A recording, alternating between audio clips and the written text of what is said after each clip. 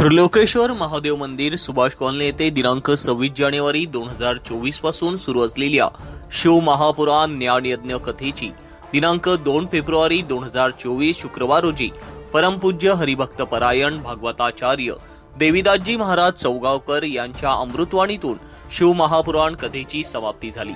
या निमित्ताने उत्सव समितीच्या वतीने भव्य असा रुद्राक्ष वाटप व महाप्रसाद भंडारा आयोजित करण्यात आला होता। पवित्र रुद्राक्ष वाटप हे धर्मप्रचारक कळंभीर येथील मठाधीश महंत योगाचार्य परमपूज्य दीनानाथजी महाराज यांच्या अखंड निःशुल्क रुद्राक्ष वाटप संकल्प नियोजनानुसार त्यांच्या पावन हस्ते वाटप करण्यात आले। सुभाष कॉलनी व परिसरातील असंख्य नागरिकांनी या कार्यक्रमाचा लाभ घेतला। आलेल्या सर्व शिवभक्तांचे त्रिलोकेश्वर महादेव मंदिर उत्सव समिती सुभाष कॉलनीच्या वतीने शत आभार।